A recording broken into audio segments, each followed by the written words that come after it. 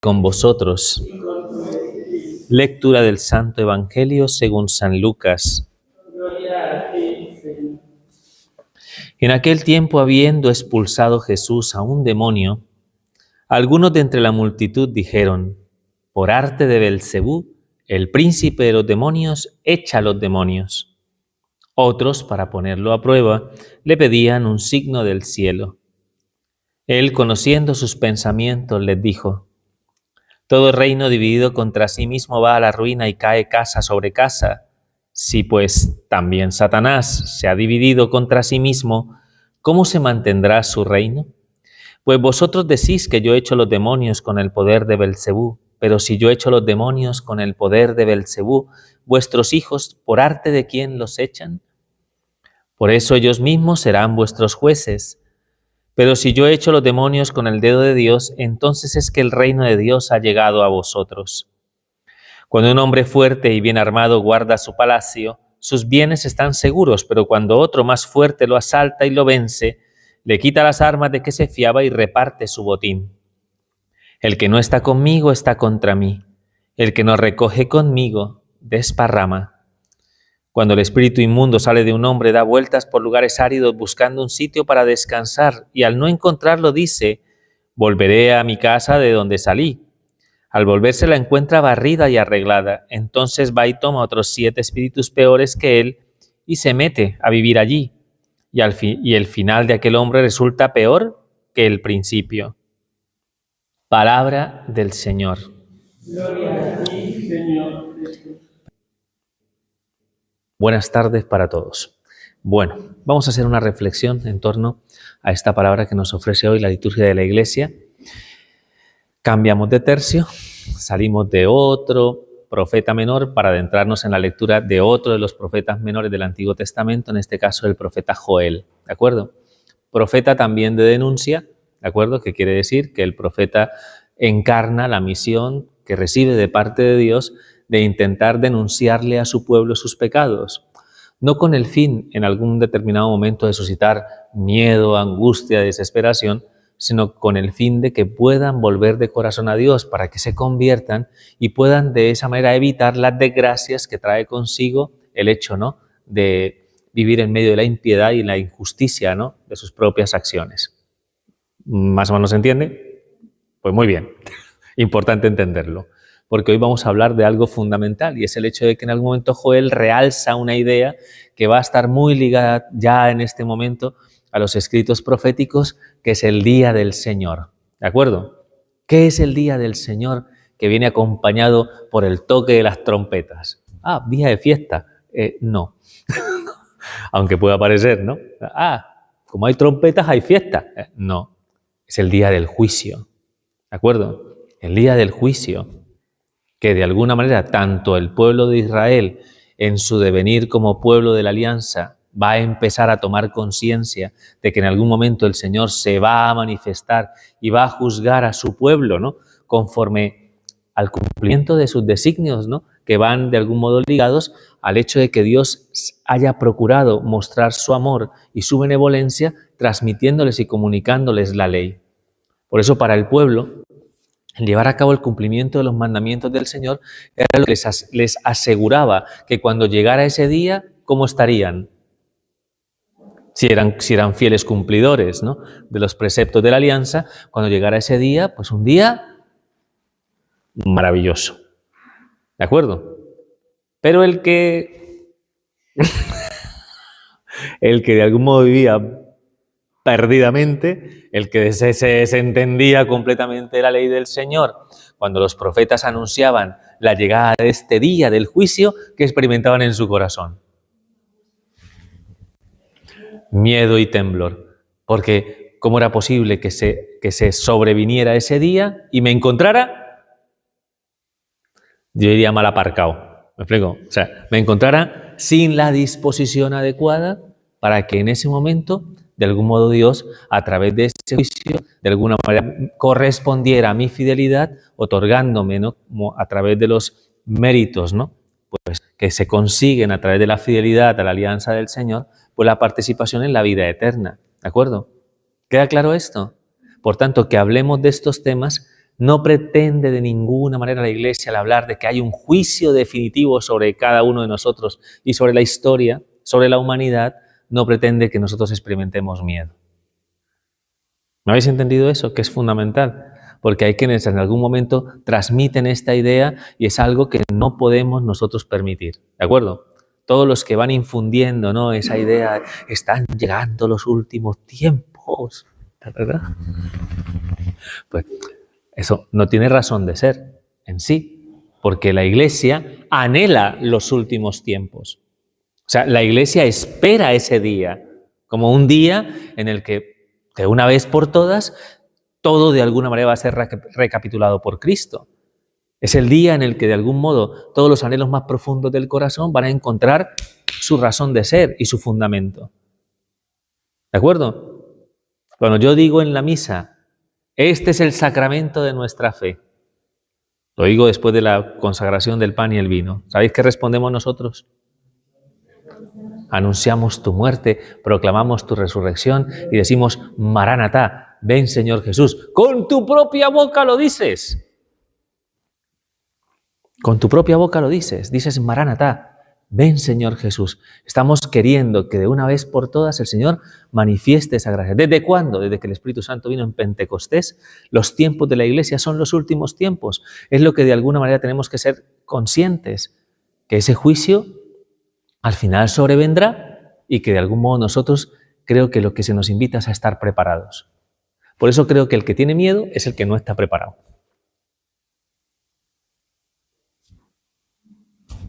¿No os parece sensato? Pues es un poco lo que habría que pensar. Entonces alguien dirá aquí con suspicacia, pues yo quiero estar preparado y que ese juicio no venga y me encuentre a mí, no sé, me encuentre a mí sin la disposición adecuada para participar de la vida que Dios tiene prometida a los que le son fieles.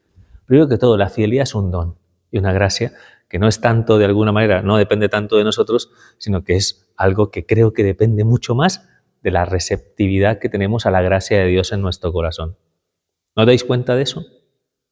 Que uno muchas veces pretende, voy a ser fiel al Señor, como le pasaba al pueblo de Israel, que pretendía con sus propias fuerzas llevar a cabo el cumplimiento de la ley y siempre se sentía impotente, siempre se sentía incapaz. Era algo frustrante para ellos, en definitiva. ¿Por qué? Porque el hombre es débil, frágil, no puede. Cuando Dios contempla la incapacidad del hombre para alcanzar los méritos por sí mismo, ¿qué hace Dios?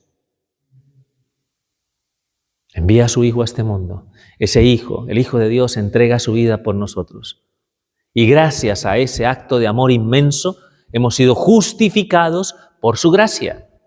De tal forma que cualquiera de nosotros, a pesar de su debilidad, a pesar de su flaqueza, si abre su corazón al Señor y recibe esa gracia, alcanza esa justificación delante de Dios. ¿No creéis que eso es maravilloso?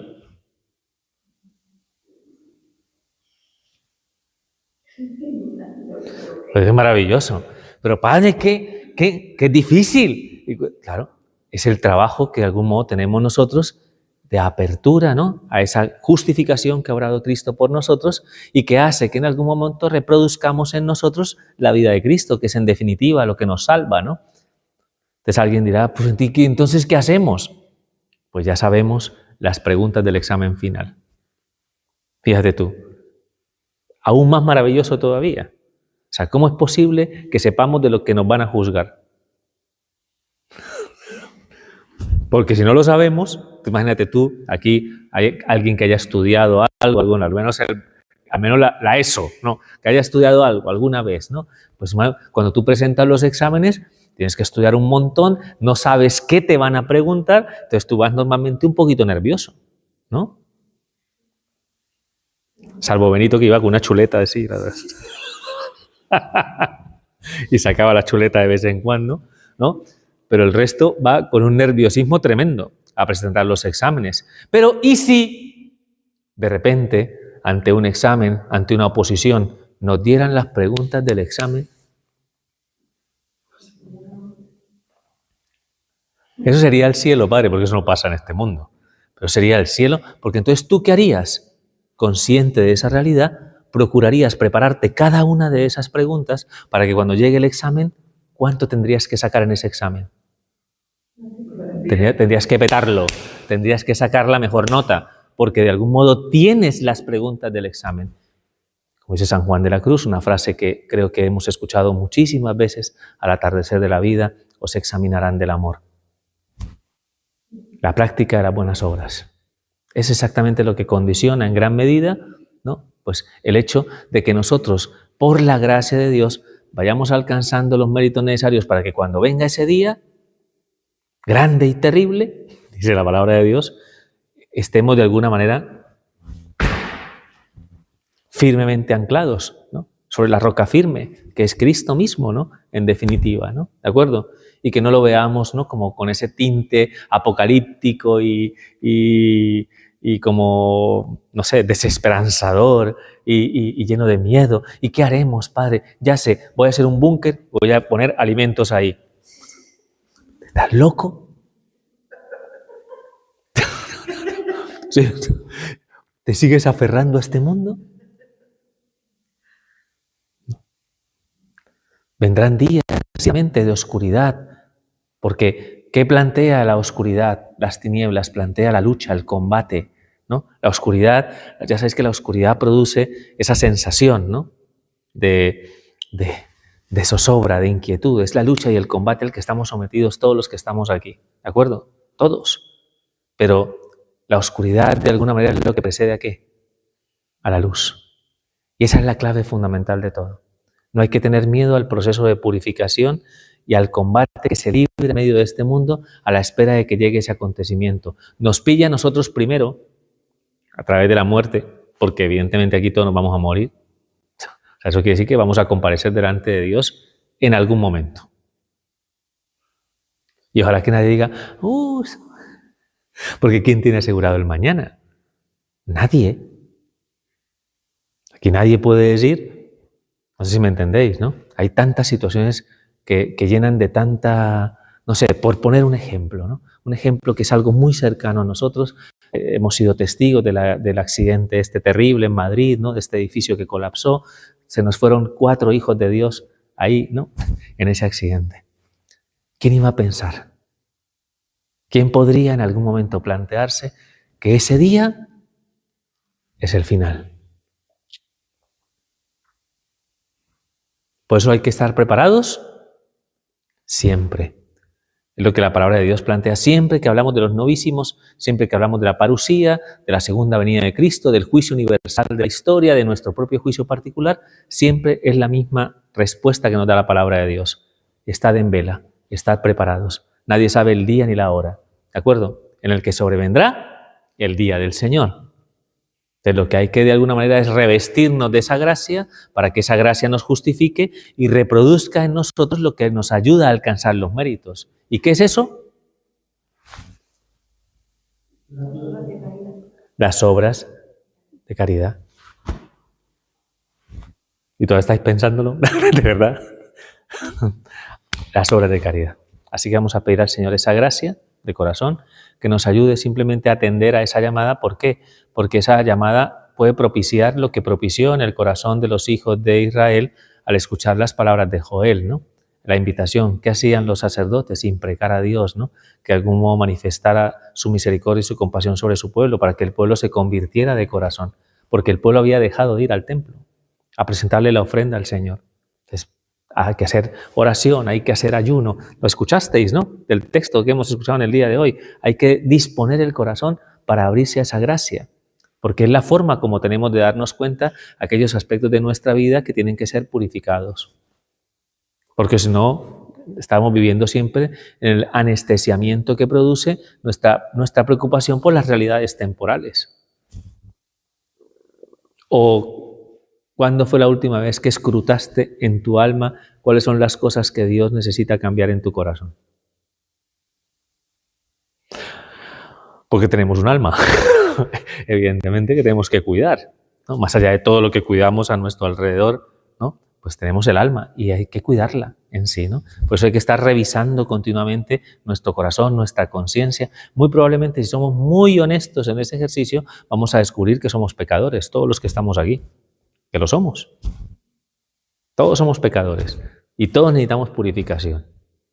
Entonces, si tomamos conciencia de eso, pues entonces en esa medida iremos purificando el corazón y abriéndolo para que a través de eso, ¿no? A través de la oración, a través del ayuno, tomemos conciencia de nuestra necesidad de la gracia y cuando esa gracia ya se haga operativa en nosotros, es la que nos va a empujar a practicar las buenas obras. Porque al final es consecuencia más de la vida de Dios en mí que de mi propio propósito. No es una cuestión de mero altruismo en sí. Es una cuestión de santidad y la santidad es una obra del Espíritu, es una obra de la gracia.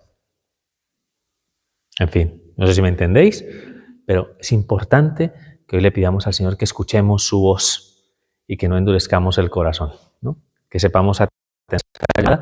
Yo sí diría que para cualquiera de nosotros es importante que se tome el tiempo, el momento oportuno para hacer un poquito más de oración. El ayuno es como la oración del cuerpo, en definitiva, ¿no? El ayuno no puede ser, es que ya el ayuno nadie habla en sí, ¿no? Es muy raro que alguien predique acerca del ayuno hoy en día en la iglesia. Alguien dice, uy, eso es del medievo. No, el ayuno es actualísimo, ¿no? Hace parte de la vida de la iglesia y son esas acciones que nos permiten a nosotros ablandar un poco la interioridad.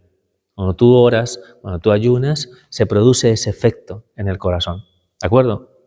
Te abres más a la lógica de Dios y lo que te entiendas de qué necesitas ser purificado para que la gracia obre en ti y reproduzcas en ti los mismos sentimientos de Cristo Jesús, que es lo que alcanza para nosotros el mérito.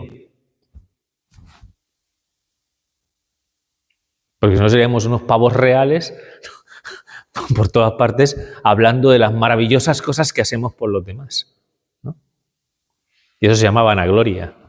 Porque si haces algo bueno por los demás, fíjate, tan fuerte es la palabra de Dios que dice que si haces algo bueno por los demás, no es tanto porque tú de alguna manera, ¿no?, tengas, sino porque Dios te hace capaz, ¿no?, de poder replegar toda esa bondad en favor de tu prójimo. No sé si me entendéis. Qué fuerte, ¿no? Que el Señor incluso nos purifique en esa realidad. Así que vamos a pedir esa gracia especial y que estos textos que vamos escuchando del libro de Joel no susciten miedo, sino susciten más bien una disposición, una apertura de corazón a esa transformación que Dios quiere obrar en lo más profundo de nuestro ser. ¿De acuerdo? El evangelio que hemos escuchado en este día es un evangelio, ¿no?, de esos en los que de algún modo uno puede percibir la necedad del corazón del hombre, ¿no? Jesús acaba de expulsar un demonio. ¿Me explico? Acaba de liberar el corazón de una persona, pues entendemos, ¿no?, pues evidentemente la presencia del mal como algo que esclaviza, algo que impide que el hombre pueda, ¿no?, en algún momento desarrollarse, alcanzar plenitud, ¿no? Impide el bien, en definitiva, el mal. ¿Me entendéis, no? Entonces, el Señor que viene a este mundo a liberar el corazón del hombre de toda atadura, de toda esclavitud, realiza este gesto y los que están alrededor dicen, este seguro que libera a los demonios con el poder de Belcebú, el príncipe de los demonios.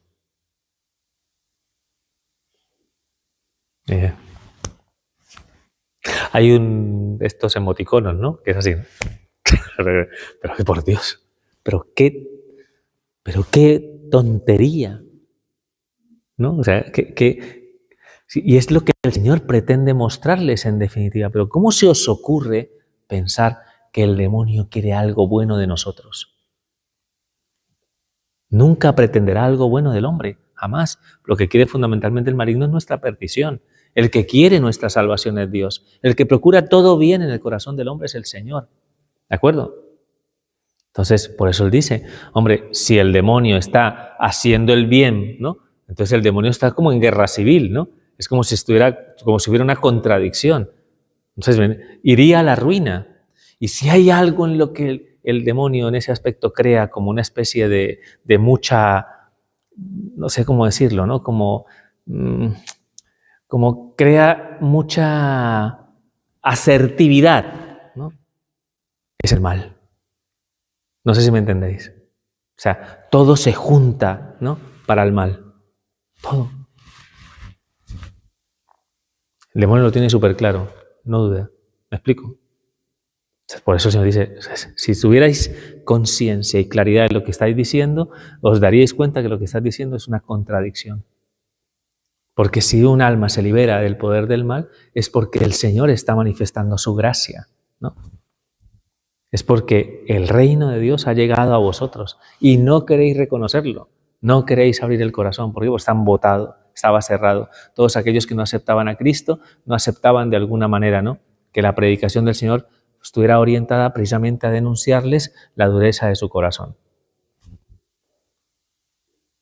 Entonces, por eso el Señor dice, pues, por eso hay que fortalecerse y hay que de algún modo pertrecharse de las armas que el Señor nos da, que es la gracia, para que cuando de alguna manera pues venga el maligno enemigo a intentar de alguna manera, ¿no?, pues a soliviantar nuestra morada interior, que tengamos las herramientas para resistir, como decimos en el Padre Nuestro, para no caer en la tentación. ¿De acuerdo? Porque aunque nosotros somos débiles, y que ciertamente creo que aquí todos somos conscientes que el maligno es más fuerte que nosotros, el maligno nunca será más fuerte que Dios. ¿De acuerdo? Nunca será más fuerte que Dios. Entonces, si el Señor está con nosotros, ¿quién contra nosotros? Es lo que dice al final Jesucristo, ¿no? El que no está conmigo está contra mí. O sea, eso quiere decir que de alguna manera al final, el no pertrecharnos de esa gracia, lo que nos hace es ser totalmente vulnerables, ¿no?, a la acción del mal. Y aún todavía dice algo el Señor, todavía aún más profundo. ¿Creéis que el maligno se contenta? Como estos están intentando hacer las cosas conforme a Dios, voy a ir por otra. No. O sea, dice, no, mira lo que dice, cuando sale, ¿no?, ¿no? Cuando sale ¿no?, pues busca a ver por dónde, y como no encuentra, vuelve y se encuentra la casa ordenada. ¿Y qué hace? Y se va por 7 más. No. O sea que por eso el cristianismo no es aburrido. Porque la lucha es permanente. No podemos de alguna manera, en ningún momento, tener una cierta falsa seguridad de que ya lo hemos conseguido. Porque de alguna manera, ¿no?, el trabajo de gracia es un trabajo que de algún modo nos lleva a considerar que tenemos que estar siempre atentos, volvemos a la primera lectura, siempre vigilantes, para que no nos durmamos, porque el que en mi tierra se suele decir una frase, dice, camarón que se duerme se lo lleva la corriente. O sea, me explico lo que quiero decir. Al final, si tú tiras los brazos y dejas de luchar, porque te crees que ya lo tienes conseguido, pues al final, ¿qué hace? Entonces, ¿cuál debe ser la disposición del corazón? Ese trabajo interior, ese fortalecimiento del corazón y del alma. ¿Cuánto empeño debemos poner en ello? ¿Cuánto? Siempre, siempre. Ya está. Ese es el mensaje que hoy nos transmite el Evangelio. ¿De acuerdo? Así que se lo encomendamos al Señor, se lo pedimos a este santo, Santo Tomás de Villanueva, un santo obispo en una época muy concreta, ¿no?, de nuestra historia, siglo XV, pues que de algún modo dio ejemplo de encarnar adecuadamente ese Evangelio, sobre todo lo digo, ¿no?, porque evidentemente sabéis que el Papa León ha publicado recientemente la primera encíclica, ha sido como un trabajo conjunto, ¿no?, una encíclica que en su momento, ¿no?, empezó el Papa Francisco y que el Papa León la ha aterrizado ya, ¿no?, y la ha publicado, ¿no?, justo esta semana, ¿no?, precisamente sobre lo que es la consideración de cómo debemos entender el servicio y el amor a los pobres, ¿no? ¿Me explico? O sea, es algo interesante porque va muy ligado a la práctica de las buenas obras, ¿no? ¿De acuerdo? Entonces, pues, como para que en algún momento recordemos en la figura de este santo obispo que lo que hizo que tuviera tanta resonancia en la vida de la Iglesia, lo que le hizo de alguna manera que tuviera tanta reputación y que fuera, digamos, rápidamente, pues casi, no sé, unos menos de un siglo después fue canonizado por el hecho de haber dedicado su vida, pero de verdad y de corazón, al servicio de los pobres, hasta el punto de que él mismo se despojó de todo lo que él poseía como obispo para favorecer el bien de las personas que tenían necesidad. Y eso es vivir el Evangelio, en definitiva, ¿no? No sé si me entendéis, lo que quiere decir que es un ejemplo formidable, ¿no?, hasta donde llega el desprendimiento del corazón y la consideración de que Dios es la verdadera riqueza y que lo demás nos sobra. ¿De acuerdo? Entonces vamos a pedir especialmente esa gracia para que el Señor nos ayude a tener ese corazón desprendido, ¿no?, capaz de alguna manera de encarnar el Evangelio a través de la práctica de esas buenas obras, que son muestra de que realmente pues, la vida de la gracia está presente en nuestro corazón. ¿De acuerdo? Ya está. Pues nada, continuamos la celebración de la Eucaristía. Gloria al Padre, al Hijo y al Espíritu Santo.